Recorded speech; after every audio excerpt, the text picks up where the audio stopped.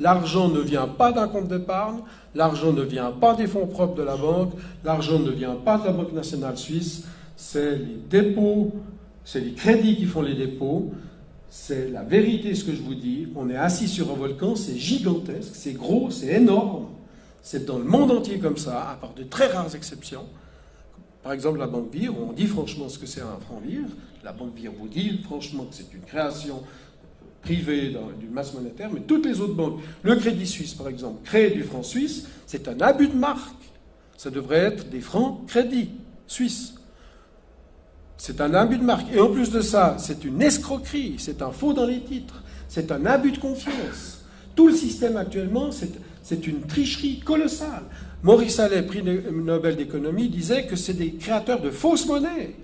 Ils abusent du système économique, ils pompent comme des sangsues la réalité économique des travailleurs, des entrepreneurs, des patrons, etc. Et on arrive à un système de voleurs, de faux monnayeurs.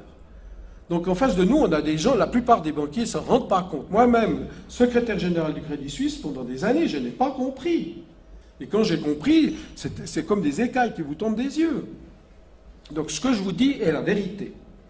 Alors, le but, donc je crois que c'est assez écrit grand, tout le monde peut lire. Le but, donc, en résumé, parce que l'article est assez complexe, c'est des juristes de haut niveau qui nous l'ont rédigé, mais le but de la Banque nationale suisse serait de créer tout l'argent qui actuellement est créé du néant par les banquiers pour leur poche, pour leur bonus, pour leur salaire, pour leurs revenus super confortables. Vous savez qu'il y a des individus dans le monde financier qui gagnent chaque année des milliards de revenus personnels sur la planète entière. Donc il n'y a pas que la Suisse qui sommes victimes de ce système.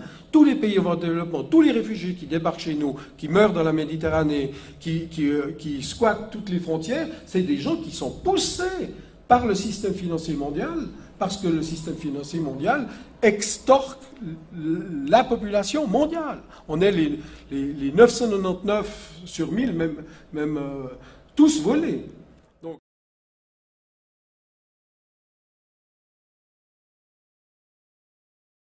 Bonjour Monsieur Macron. Vous connaissez sans doute mon nom en tant qu'ancien ministre de l'économie. Je suis l'un des lanceurs d'alerte de l'affaire LuxLeaks, Raphaël Allais. Raphaël Allais a failli être broyé par le système. Il est l'un des deux hommes qui ont permis de faire éclater le scandale du LuxLeaks. Ça vous concerne, puisqu'il s'agit d'un des plus grands systèmes d'optimisation fiscale en Europe. En clair, des impôts non réglés par les multinationales au détriment de nos écoles et de nos hôpitaux. Vous savez comme moi que LuxLeaks, c'est la révélation de centaines d'accords fiscaux secrets passés entre les multinationales et le Luxembourg. Cette évasion fiscale à l'échelle industrielle fait perdre à notre pays, la France, 80 milliards d'euros par an. C'est plus que le budget de l'éducation nationale. Cet argent devrait être dans les caisses de notre pays si les lois de l'Europe, cette Europe que vous semblez tant aimer, étaient respectées. Elles ne le sont pas. Je suis sûr que vous êtes sensible à cette question de l'évasion fiscale en tant qu'ancien associé gérant de chez Rothschild et compagnie. Vous n'êtes pas sans savoir que le groupe Rothschild est impliqué dans ces désormais fameux tax rulings, comme on les appelle, rédigés notamment par PwC. J'ai donc cherché, sur le site de votre mouvement En Marche, vos propositions. Étonnamment, je n'ai rien trouvé.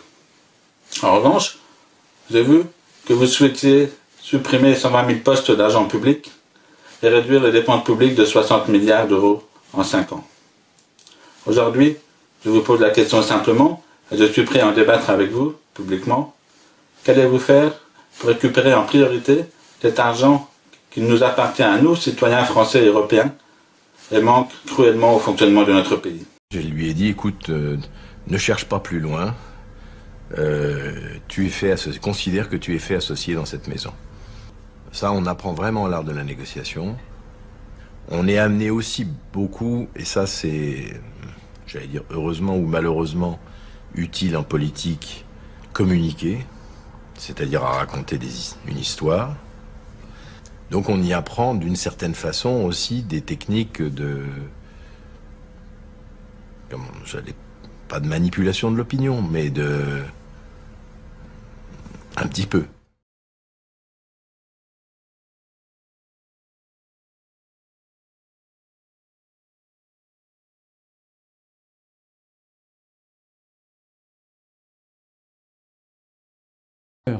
Monsieur Macron, c'est quelqu'un qui est incompétent.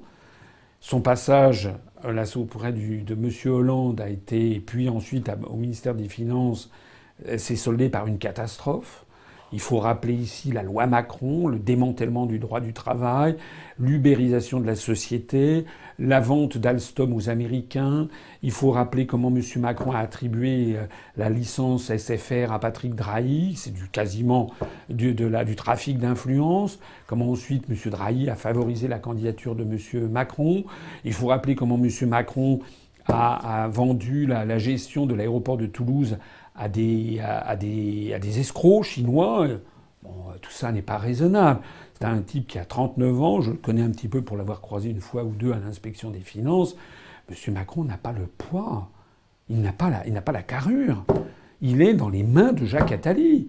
On l'a vu d'ailleurs, c'était M. Attali qui jouait les maîtres de cérémonie à la rotonde. En plus de ça, Macron n'a aucun sens politique. Il ne fait que gaffe sur gaffe et gaffe sur gaffe quand on pense que c'est à ce monsieur qu'on va donner les clés de la dissuasion nucléaire et l'article 16, c'est-à-dire les pleins pouvoirs. En fait, Macron va être totalement le pion de l'oligarchie. Il va, à partir du mois de septembre, il va appliquer servilement les directives du rapport des grandes orientations de politique économique. Les Français, à ce moment-là, hélas, vont découvrir à quel point j'avais raison. Entre-temps, la politique française aura été détruite, puisque je vois que maintenant tout le monde se rallie à Macron, du moins tout le monde, dans cette espèce de système quasi mafieux qui a gangrené la scène politique française. Alors maintenant soutiennent j'ai vu M. Sarkozy, M. Juppé, M. Xavier Bertrand, M. Raffarin, Mme Kosciusko-Morizet soutiennent Macron comme M. Hollande et M. Valls. Le masque est tombé. En fait, le clivage droite-gauche n'existait plus. C'est ce que j'avais dit. En fait, entre Sarkozy et Hollande, entre Valls et Raffarin, il n'y a rien. Ce sont les mêmes personnes qui appliquent servilement les directives des traités européens, de la Commission européenne et les contraintes de la Banque centrale européenne. Voilà la réalité de la situation. Et ça va apparaître désormais de façon magistrale devant les Français.